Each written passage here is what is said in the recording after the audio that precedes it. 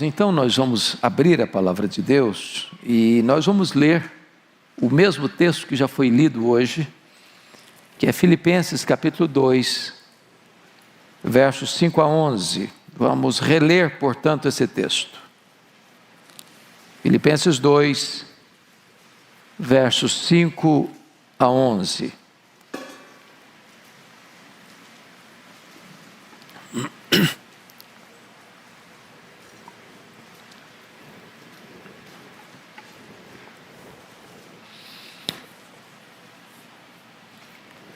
O texto diz o seguinte: tende em vós o mesmo sentimento que houve também em Cristo Jesus, pois ele, subsistindo em forma de Deus, não julgou como usurpação o ser igual a Deus, antes a si mesmo se esvaziou, assumindo a forma de servo, tornando-se em semelhança de homens e reconhecido em figura humana. A si mesmo se humilhou, tornando-se obediente até a morte, e morte de cruz.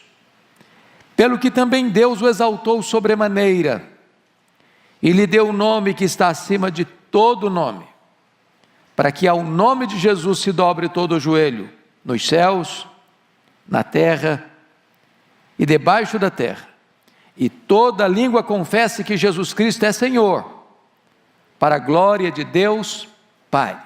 Amém. Meus amados, o apóstolo Paulo, o escritor desta carta, que estava preso em Roma ao escrevê-la, ele retrata para nós aqui que ele era pastor e teólogo, porque ele escreve nesse texto talvez a porção mais excelente da cristologia de todo o Novo Testamento, comparada talvez a Colossenses capítulo 1 e a Hebreus capítulo 1. Mas ele trata desta porção tão sublime da cristologia com objetivo pastoral, com propósito pastoral. Ele estava informado de alguns problemas de relacionamento dentro da igreja de Corinto, da igreja de Filipos, irmãos que estavam na igreja pensando neles mesmos, ou no seu grupo, no seu partido, dentro da igreja. E ele então, para corrigir esses conflitos e essas tensões de relacionamento, evoca 4 modelos, 4 exemplos, para os crentes olharem, observarem, para corrigirem esse sentimento de egoísmo e de partidarismo que estava prevalecendo dentro da igreja. E o primeiro exemplo que Paulo cita, o exemplo de Cristo, no capítulo 2, verso 5, tende em vós o mesmo sentimento que houve também em Cristo Jesus. O segundo exemplo que ele cita é o seu próprio exemplo, capítulo 2, verso 17, entretanto, mesmo que eu seja eu oferecido por libação, sob o sacrifício e serviço da vossa fé, alegro-me, com todos vós me congratulo. O terceiro exemplo que ele cita é o exemplo de Timóteo, capítulo 2, verso 20, porque a ninguém tenho de igual sentimento, que sinceramente cuide de vossos interesses. E o quarto exemplo que ele cita é o exemplo de Epafrodito, capítulo 2, verso 30. E visto que por causa da obra de Cristo, chegou ele às portas da morte, se dispôs a dar a própria vida para suprir a vossa carência de socorro para comigo. Se vocês notaram, nos 4 exemplos que ele cita, o de Cristo, o dele mesmo, o de Timóteo e o de Epafrodito, a postura foi de abnegação, foi de autossacrifício, foi de pensar no outro mais do que pensar em si mesmo. E não há uma outra maneira de você corrigir tensões de relacionamento, seja no casamento, seja na família, seja na igreja, seja no trabalho, ou em qualquer área da sociedade, senão esse sentimento de pensar no outro antes de pensar no eu. Bom, então Paulo, para lidar com esta questão pastoral, ele traz à tona para nós o máximo, o superior exemplo de Cristo. E então, Paulo vai mostrar para nós que Cristo é o nosso supremo exemplo. Tende em vós o mesmo sentimento que houve também em Cristo Jesus. Quando ele diz em vós tende o mesmo sentimento que houve também em Cristo Jesus, ele está dizendo do sentimento que teve Cristo, de mesmo sendo zombado, escarnecido, cuspido, esbordoado, pregado na cruz, mesmo naquela circunstância, o Senhor Jesus Cristo ainda ora ao Pai e diz: Pai, perdoa-lhes, porque não sabe o que fazem. Mesmo naquela circunstância, Cristo pensou no outro e rogou a Deus pelo outro, sendo esse outro aquele algoz que lhe cuspiu na face e que lhe esbordou a cabeça. Pois bem, dito isto, eu gostaria que nós entendêssemos nesse espírito de Natal, porque estamos celebrando o Natal de Jesus, olhar nesse texto dois momentos fundamentais da vida de Cristo. A primeira delas, ou o primeiro momento deles, foi a humilhação de Cristo. Vejam vocês comigo alguns degraus dessa descida. Primeiramente, no versículo 6 está escrito o seguinte, olha aí, Filipenses 2, versículo 6, pois ele, subsistindo em forma de Deus, não julgou como usurpação ser igual a Deus. Então a primeira coisa que você nota é que Jesus voluntariamente abre mão dos seus direitos. Agora entendamos isso. O que é uma usurpação? Quando você diz assim, fulano usurpou algo, o que você está dizendo? Que ele está ocupando ou quis ocupar uma posição que não lhe é cabível, que não lhe é legítima, que não lhe é de direito. Está usurpando, ocupando aquela posição sem direito, sem legitimidade, de forma, às vezes, desonesta. Agora, a pergunta é, Jesus era Deus? E a resposta é sim, ele era Deus. Antes que houvesse mundo, ele era Deus. Antes da criação do universo, ele era Deus. Antes que existisse todas as coisas, ele já tinha plena comunhão e honra e glória com o Pai, lá nos refolhos da eternidade. Então, se ele requeresse todos os direitos plenos da sua divindade, isso não era usurpação, era direito. Mas mesmo tendo direito, ele abre mão, ele renuncia direitos, para mostrar para nós o máximo exemplo de renúncia e de abnegação. E claro que Paulo aplica isso à questão pastoral de relacionamentos. Porque qual a maior causa dos conflitos nossos relacionais? Não, mas eu estou no meu direito, mas eu não abro mão do meu direito, mas eu não cedo, mas eu não perdoo, fui eu que fui humilhado, fui eu que fui prejudicado, fui eu que fui injustiçado. Agora vamos entender que ele, subsistindo em forma de Deus, não julgou como usurpação ser igual a Deus. O anjo de luz, Lúcifer, sendo criatura e a mais exaltada delas, não se contentou em ser criatura, quis ser igual ao Criador. Ou o homem, Adão, colocado no Éden, como gestor de toda a obra da criação, sobre as aves do céu, sobre os animais da terra, sobre os peixes do mar. Ele não se contentou em ser líder, ele quis ser igual a Deus. E Jesus, sendo Deus, não julgou como usurpação ser igual a Deus. Então a primeira coisa que Paulo trata para nós acerca de Cristo é que Ele é o máximo exemplo para nós de renúncia, de abrir mão de direitos. Agora vamos ao segundo degrau desta descida, desta humilhação. Veja você comigo, no versículo 7. Antes a si mesmo se esvaziou. Agora preste bem atenção no termo. Ele não foi esvaziado, ele se esvaziou. Ninguém tinha poder de esvaziá-lo, ele se esvaziou. Mesmo quando os homens o chamaram de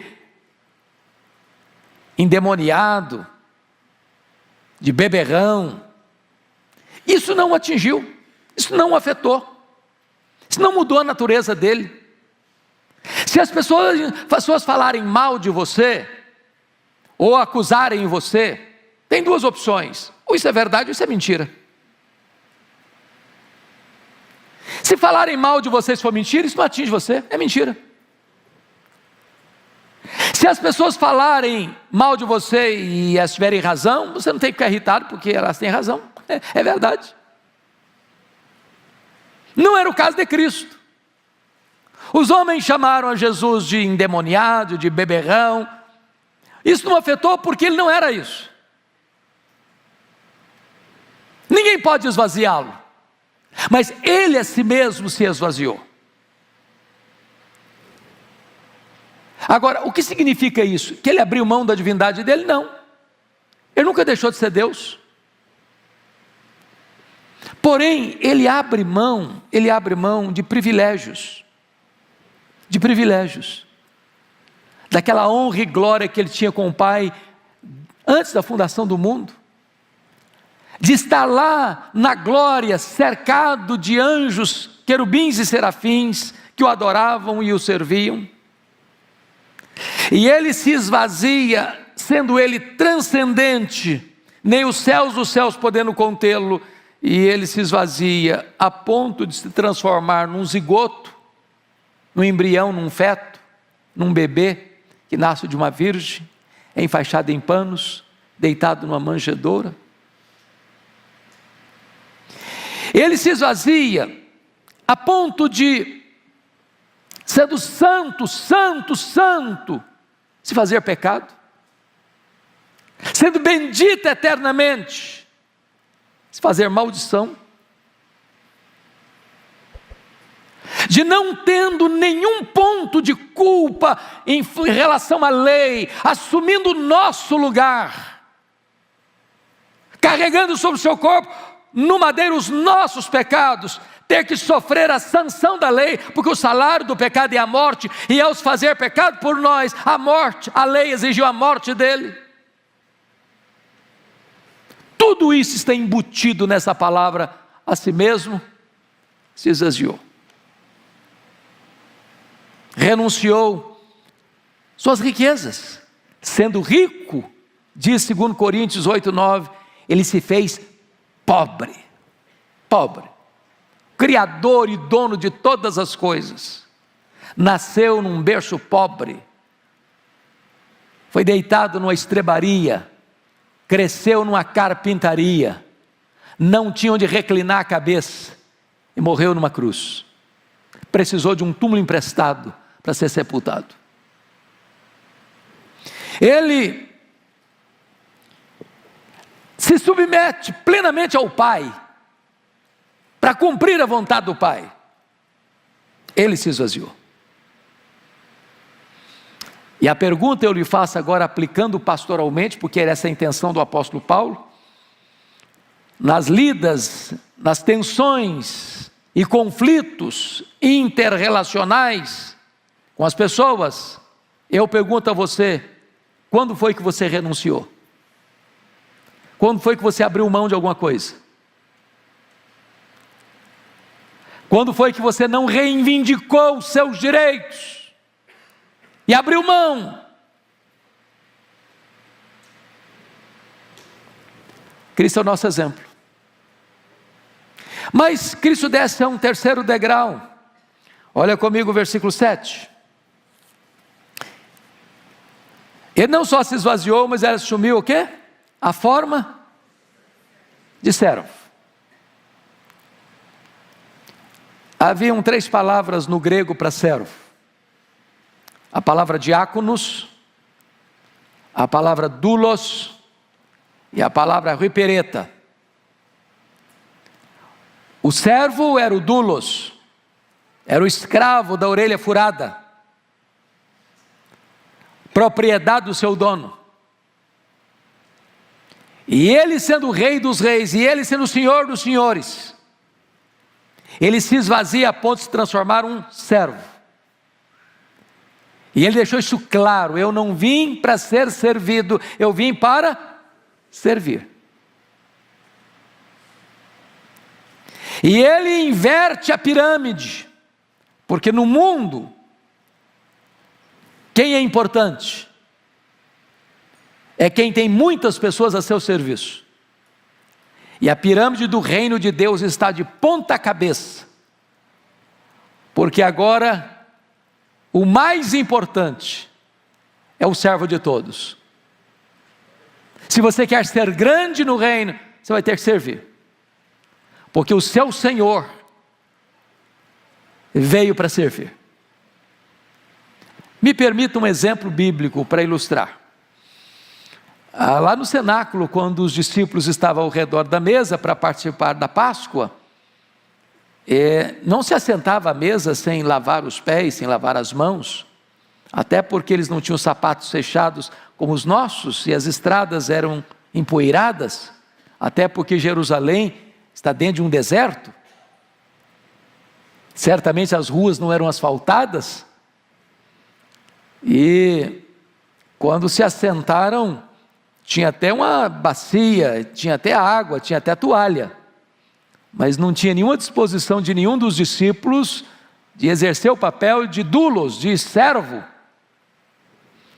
E eles se assentaram à mesa assim mesmo. E na medida em que eles sentaram, eles começaram a conversar entre eles, quem era o maior, quem era o mais importante, quem tinha mais prestígio. Esse é o papo do ser humano, não?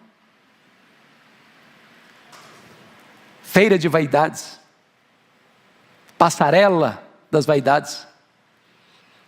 Quando Jesus se levanta, se cinge com a toalha, pega uma bacia e começa a lavar os pés dos seus discípulos. E eu imagino o constrangimento.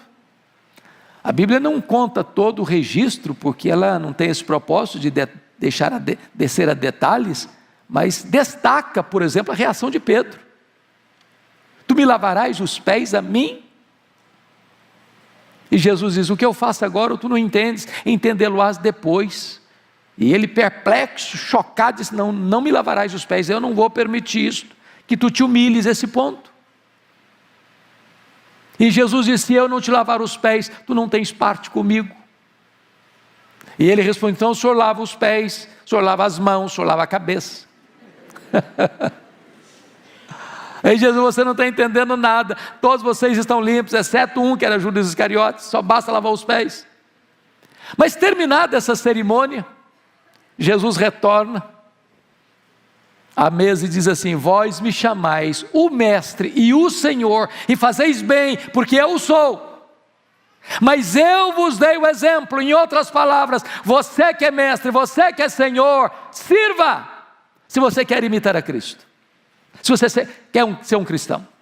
Quanto mais alto for sua posição, mais humilde deve ser a sua posição de serviço. Se nós adotássemos esse exemplo de Cristo, os nossos problemas pessoais e interpessoais seriam resolvidos. A vaidade estaria fora de cena e a humildade assentada no trono. Mas Jesus vai além e desce ao último degrau da humilhação. Confira comigo o versículo de número 8. a si mesmo se humilhou, tornando-se obediente até a morte, e morte de cruz. Meus irmãos, aqui é o último degrau da humilhação, porque a Bíblia diz que a morte de cruz era uma morte o quê? Maldita. Só os malditos, a pior classe de gente, recebia esse tipo de morte, de penalidade. E Jesus Cristo entra no mundo com essa consciência, com esse entendimento, de que Ele veio para morrer. Ele não foi pego de surpresa, Ele não foi surpreendido, a morte dele não foi um acidente. Ele profetizou não só que Ele ia morrer, mas como Ele ia morrer. Ele caminhou para a cruz conscientemente, deliberadamente, entendendo que ninguém tinha poder de tirar a sua vida. Ele voluntariamente a deu, e Ele sabia por que Ele estava dando a sua vida. Ele estava dando a sua vida para resgate do seu povo.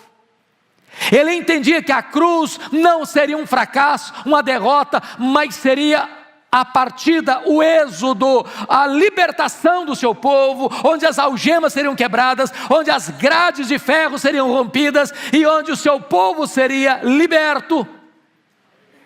Portanto, Ele caminha para a cruz como um rei caminha para a sua coroação.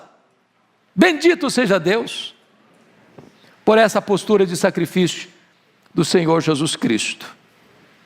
Ele sofreu uma morte dolorosíssima, Ele sofreu uma morte ultrajante e Ele sofreu uma morte maldita. Sabe por quê? Porque nesse momento Ele se colocou exatamente no seu e no meu lugar, para cumprir a lei e para satisfazer a justiça divina, para nos libertar, nos remir, nos salvar, nos perdoar e nos fazer novas criaturas. Pois bem, queridos, notem vocês que Paulo trabalha isso de uma maneira tão linda, porque é o texto em que Paulo lida com as duas vertentes, com a humilhação, os degraus da humilhação e agora os degraus de subida, da exaltação dele. Então preste atenção como é que Paulo lida com isso. Versículo 9. Pelo que também Deus o exaltou sobremaneira. Exaltou sobremaneira na língua grega é uma única palavra. A ideia aqui é que ele foi exaltado a uma posição onde não tem como exaltar mais. Quando você exalta um homem, é possível ainda exaltá-lo mais. Por mais exaltado que ele seja, é possível subir um pouco mais essa escalada. Pois Jesus foi exaltado a uma posição que não tem como exaltá-lo mais. Já está em grau superlativo. Já foi exaltado ao máximo. Agora, notem, quando se tratou de esvaziamento, foi Ele quem se esvaziou. Ele não foi esvaziado. Mas quando se trata de exaltação, não foi Ele quem se exaltou, foi o Pai quem o exaltou. Isso é um princípio maravilhoso. Porque, via de regra, o ser humano gosta de humilhar o outro e de exaltar a si mesmo. Jesus pega o caminho contrário. Ele se humilhou, mas ele não se exaltou. Quem o exaltou foi o Pai. Isso é uma lição para você e para mim. Se você se humilhar debaixo da poderosa mão de Deus, o próprio Deus exaltará você. Quem se exalta, diz a Bíblia, será o quê? Humilhado. Mas quem se humilha, diz a Bíblia, será o quê? Exaltado.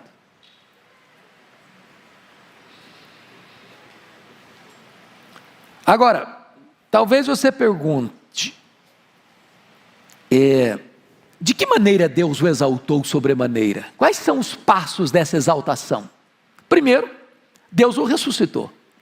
Segundo, ele foi ascendido às alturas, aos céus. Terceiro, ele assentou-se à destra da majestade. Então Deus o ressuscita, Deus o eleva, Deus o entroniza, Deus o exalta, publicamente. Obra de quem? Do Pai. Vejam vocês, que nessa exaltação, diz o texto, que ele recebe, como emblema dessa exaltação, um nome. Deus o exaltou sobremaneira e lhe deu o nome que está acima de todo nome. Eu chamo a sua atenção para isso, porque Jesus recebe este nome que é sobre todo nome, primeiro, diz a Escritura, por herança. Por herança. Está lá em Hebreus 1,4. Segundo, Jesus recebe esse nome por doação. Está escrito aqui. E Deus lhe deu o nome, que é sobre todo nome. Terceiro, ele recebe esse nome por conquista. Por conquista. E este nome, irmãos, é o nome que está acima de todo nome. Tem nome grande, tem nome extraordinário, tem nome de gente rica, tem nome de gente sábia, tem nome de gente poderosa, tem nome que traz pavor e medo, mas Jesus recebeu o nome que está acima de todo nome.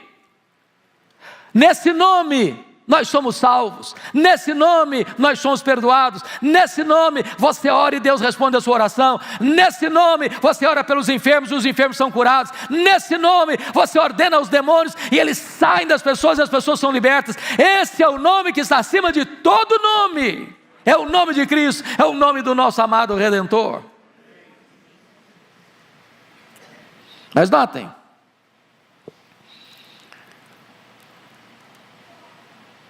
no versículo 10, Paulo diz, para que ao nome de Jesus se dobre todo o joelho nos céus, na terra e debaixo da terra.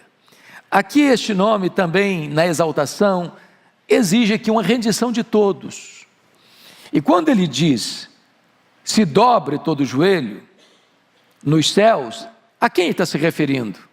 Aos seres angelicais. Na terra, a quem ele está se referindo? Aos seres humanos. Debaixo da terra, a quem está se referindo? Aos demônios. Em outras palavras, não há possibilidade, nem nos céus, nem na terra, nem debaixo da terra, existir alguém que tenha poder de resistir à autoridade do nome, suplantar a autoridade do nome,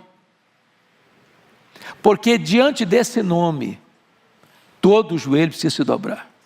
Os anjos se dobram, os homens se dobram e os demônios se dobram.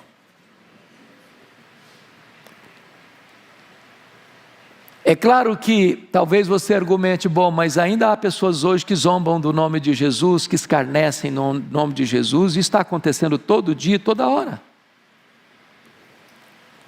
Na mídia, na imprensa, na literatura, no teatro, nas passarelas de carnaval, nos parlamentos, nas cortes, entre as nações. Talvez hoje você diz, mas parece que isso aqui não está acontecendo, porque o nome de Cristo é escarnecido todo dia, é zombado todo dia.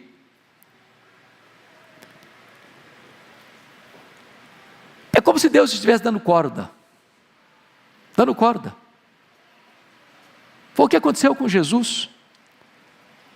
A hora das trevas é a hora em que os homens pensam que estão no poder e cospem Jesus. E chutam Jesus. E cravam a cabeça, uma coroa de espinho na cabeça de Jesus. E esbordoam Jesus. E zombam de Jesus. Mas, amados irmãos, a hora das trevas tem hora para começar e tem hora para terminar. até o momento que Deus vai dizer: basta, chega, chega. E aí, os poderosos deste mundo, os grandes deste século, vão entrar num processo total de pânico, de desespero, de pavor, porque eles estarão diante deste, que recebeu o nome que é sobre todo nome, quando ele em majestade e glória vai se manifestar, como juiz de vivos e de mortos, e todos, grandes e pequenos, terão que comparecer, e terão que ser julgados. E a cena do juízo é tão dramática que os homens vão querer que os montes caiam sobre eles. Eles, com as pernas bambas, vão querer se esconder nas cavernas mais escuras. E eles vão querer fugir da própria morte, mas a morte vai fugir deles. E eles vão ter que enfrentar o Senhor, o nome sobre todo nome, que vai julgá-los com reta justiça. E todos que zombaram, que escarneceram, que não voluntariamente se curvaram, vão ter que necessariamente se curvar diante de Jesus, e toda língua vai ter que confessar que Ele é Senhor, para a glória de Deus Pai. E o diabo será lançado no lago do fogo, e o anticristo será lançado no lago do fogo, e o falso profeta será lançado no lago do fogo, e a morte será lançada no lago do fogo, e o diabo também lá no lago do fogo, e todos os ímpios cujos nomes não estão escritos no livro da vida, no lago do fogo serão lançados, e o seu nome, o nome de Jesus, será proclamado pelos séculos dos séculos. Ele é o Senhor, e todo o joelho vai ter que se dobrar, e toda língua vai ter que confessar que Ele é Senhor, para a glória de Deus Pai. Esta é a verdade, irmãos, tão sublime que Paulo está nos apresentando. Mas notem vocês que esta exaltação, ela tem que ser não só reconhecida, mas ela vai ter que ser proclamada. Porque o texto diz: e toda língua confesse. Não é só o joelho dobrando, não, é língua confessando. E preste atenção que isso é lá do começo da história, viu? Pensa nos faraós do Egito. Pense comigo nos grandes potentados dos grandes impérios: Senaqueribe, Nabucodonosor, Ciro o Grande, Dario I, Alexandre o Grande. Pense comigo nos Césares de Roma. Pense comigo em Hitler, em Stalin, Mao Tse Tung, Karl Marx. Nos déspotas, nos facínoras, nos filósofos ateus, nos zombadores, nos escarnecedores, nos piadistas, que fazem troça e chacota do nome de Jesus. Eles não só vão ter que ajoelhar, eles vão ter que confessar que Jesus Cristo é Senhor, para a glória de Deus Pai.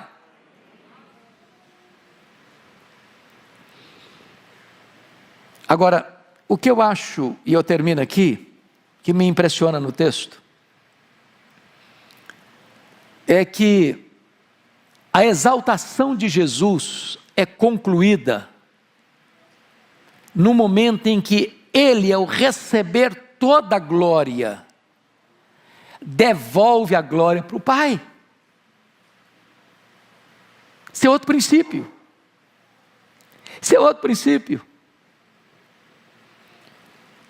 Às vezes alguém reconhece o seu valor, proclama seus feitos,